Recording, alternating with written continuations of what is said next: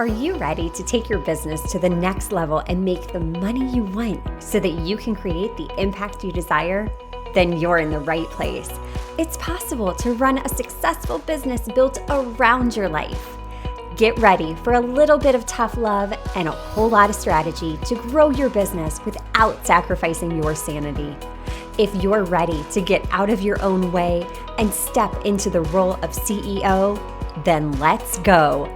I'm Amy Traw, and this is the Motivated CEO Podcast. I see you doing all of the things in your business because I was there too. When you're running a business, especially as a solopreneur, you're wearing all the hats, right? We're doing the marketing, the messaging, the research, the forward-facing client work, the bookkeeping. I mean, all of the things. And so often what I see is entrepreneurs getting burnt out because they're trying to do it all themselves. So this is where the CEO method comes into play. This is a framework, a flexible framework that I used and developed over years of working with clients, because when I was working with clients, I started to see patterns emerging. No matter what the business, these patterns kept showing up. So I took this data and I collapsed it into a framework. And I am going to share that with you today, because if you are in this place in your business where you're just sick and tired of doing it all, feeling overwhelmed, getting frustrated that you're not seeing the growth and consistent income that you want, it's time. It is time to promote yourself to CEO, to be the visionary, to be the face of your brand, to be in that role where you are running your business like a business. When you step into the role of CEO, that's what creates a successful and sustainable business that's aligned with what works for you. So in this episode, we are going to take a super zoomed out look into exactly how you can promote yourself to CEO. So how do we start? Where do we start? It all starts with clarity. No matter if you are a team of one, if you already have a team underneath you, clarity is absolutely key. I always use the analogy of the GPS. You have to put in your destination in order for the GPS to calculate the most efficient route for you to get from point A to point B. But in this really noisy world, doing that is so much easier said than done. And I think part of it is because of the noise. We're always busy, right? We're busy being busy, doing all of the things. But when we take the time, and that's the key, we have to take the time. It's not just going to magically appear one day. Getting clear on exactly what you want takes time. So this is why it's essential to pause and quiet the noise. And when you first do this, it's going to feel very counterintuitive, because we trained ourselves to think that if I just work harder, then I'll get from point A to point B faster. And we start to wear busy as a badge of honor. But when you pause and dive in and ask yourself, what do I really want? What does success look like to me? How will I know when I get there? Really intentionally taking the time to pause and ask yourself these questions, you can figure it out. You can start to reverse engineer any scenario out there. You can reverse engineer any goal that you have, but clarity comes first, because what happens is we've adopted others' goals as our goals, right? We've all been sucked into this idealistic version of success being, 10K months. Oh, if I could just get to the 10K month. Well, what do you actually want? In this world, what do you want? And that question in and of itself is hard. It's really hard to answer. And sometimes when you start to pause for the first time, it brings up really uncomfortable thoughts and feelings. But I want to know, where are my fellow shower thought people out there? I'm right here with you. I get the most incredible thoughts when I'm in the shower. And I realized one day that, I'm probably getting these thoughts in the shower because I literally have no other noise happening. I don't listen to music. I don't listen to podcasts. I don't do anything while I'm in the shower except for sit with my thoughts. So I started doing this then on my daily walk. I intentionally started quieting the noise because I'll be totally honest with you. I was always consuming as well. I was always listening to a podcast. I was always catching up on text messages. But I'm really trying to be more intentional and trying to be where my feet are. And I know that's just one of those things that we hear all the time. Be where your feet are, live in the moment. But it's hard. It's hard because we have these businesses, we have our families, we have other obligations. We have this crazy thing called life happening around us, regardless of what we're doing. So clarity is absolutely paramount to figuring out what it is that we want. So when you quiet the noise, when you take those notifications off of your phone, and when you really establish and adhere to those boundaries that you set, you start to get clear. Even in taking action, even in the doing, that helps bring clarity to you as well. Because now you're figuring out, okay, this is working, or no, this is not working. Our brains love to be tricked into thinking of doing something as actually the same thing as doing it. So if you have something on your mind, and I hope this is making sense because I feel like I'm rambling right now, but what happens is we're always consuming, right? Our brains like to be doing. They're always thinking. And it's almost like because this dopamine response happens, we get hooked. And so what do? We can't just sit quietly with our thoughts because that's kind of uncomfortable, right? Things start to come up. So we want to fill that empty void with more noise. So we think that we're educating ourselves. We think that we're doing these things. And what happens is we consume and we consume and we consume and we consume. So we've developed this consumptivitis culture, and we're constantly consuming rather than spending that time just getting quiet and listening to that inner voice and using that energy to create. So our brain tricks us into thinking that we're actually doing something when we're really not, when we're just consuming. Consuming is a very passive action. It's not active. Your brain thinks it's being active. It thinks it's doing something because you're taking in information, but you're not actually applying what you've learned and figuring out, again, if it's for you or if it's not for you.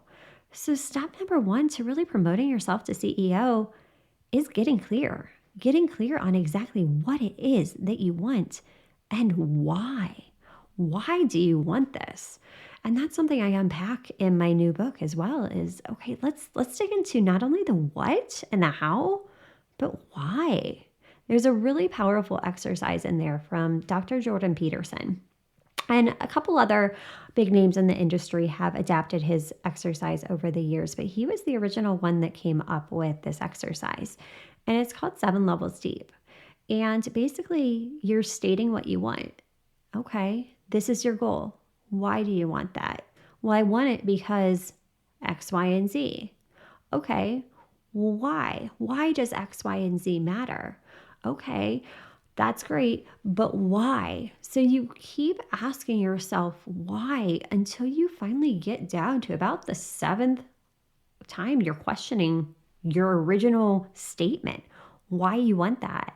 What this exercise does is it gets past all the superficial stuff. So often we think that we know what we want, but we don't actually.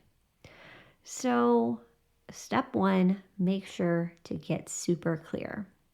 Step 2 is establishing systems and automations. And this is something we talked about in last week's solo episode. So I really encourage you to go back and listen to that for really a deep dive into systems and automations.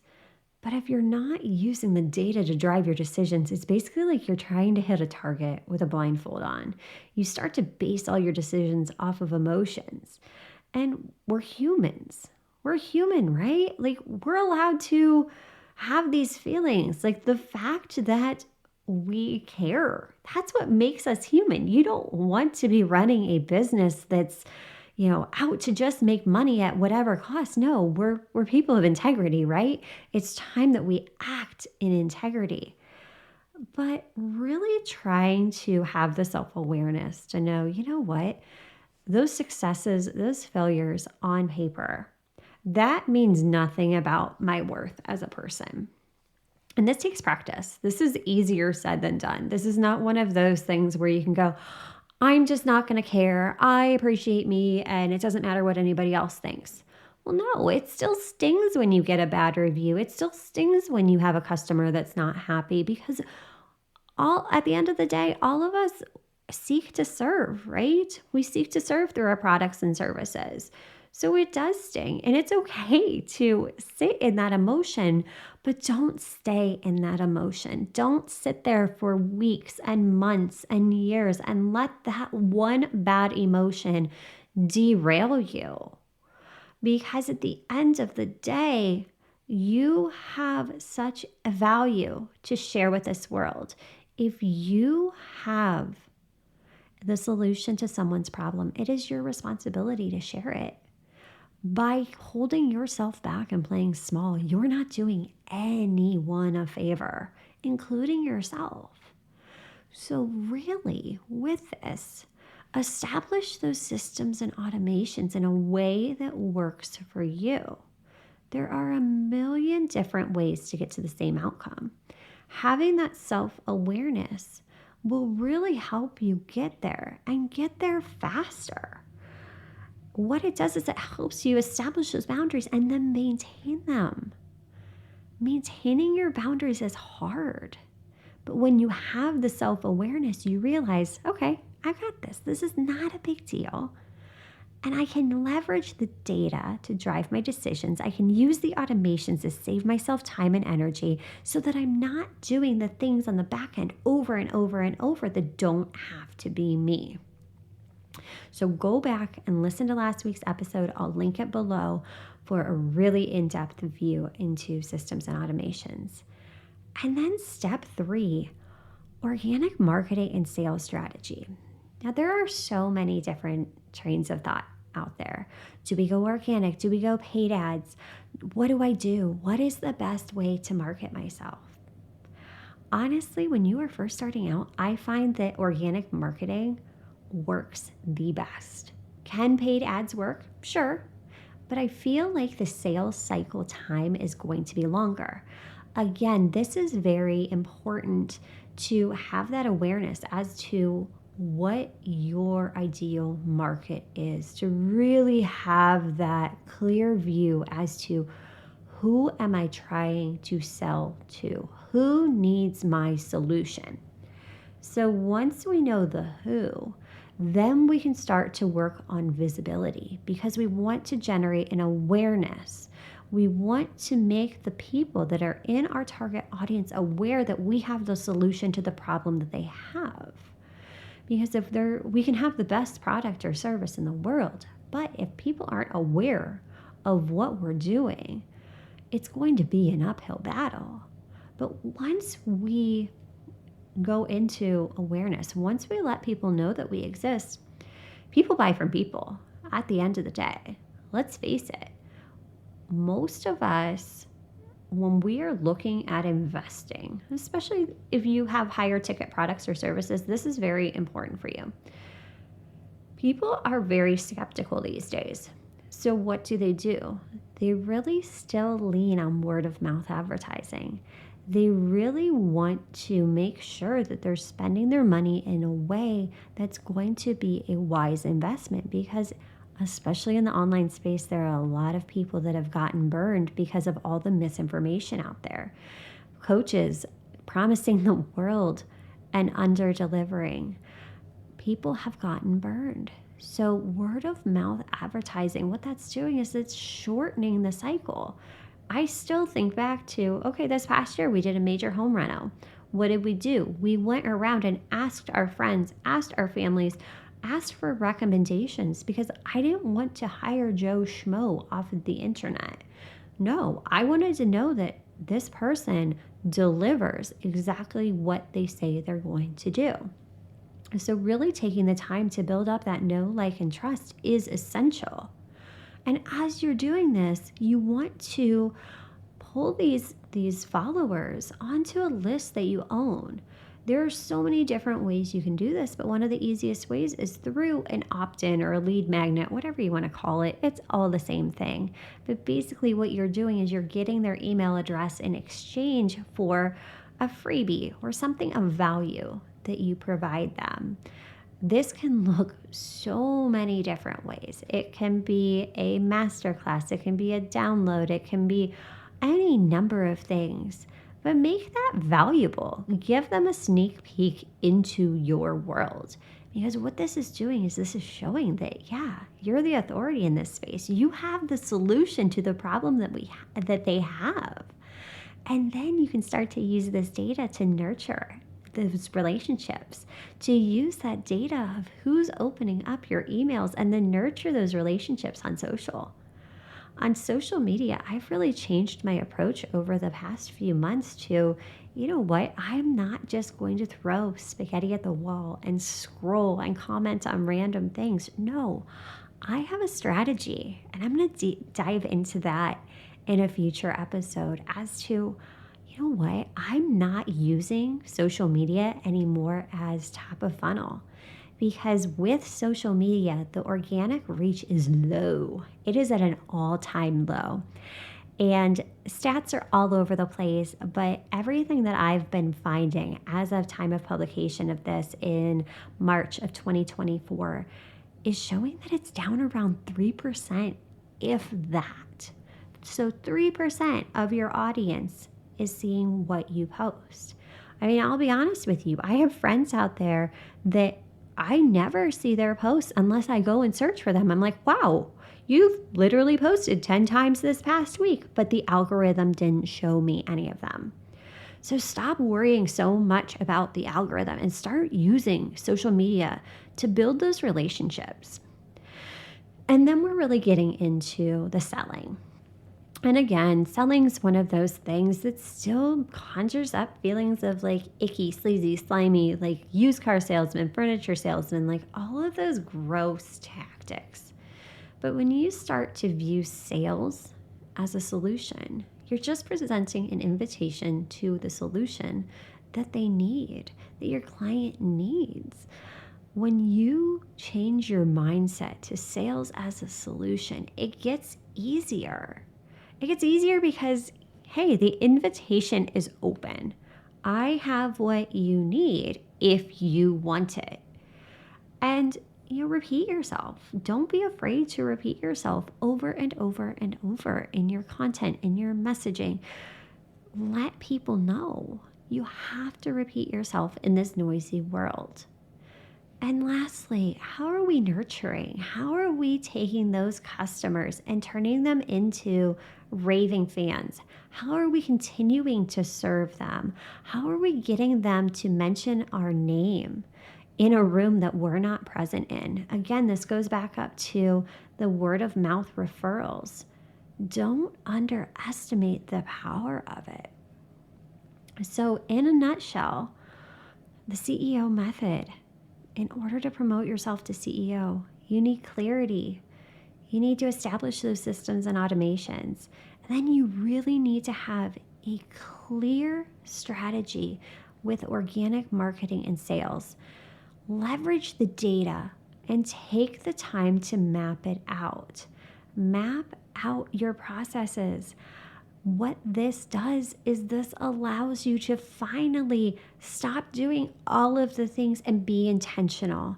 Be intentional with how you're spending your time and what you're doing, because at the end of the day, those are our two most valuable assets, right? Our time and our energy. We need to be very intentional with how we're spending them. And that right there is the key to promoting yourself to the role of CEO. Until next time, cheers to making the money you want so that you can create the impact you desire. Are you loving what you're hearing? Do us a favor and hit that subscribe button so you don't miss an episode.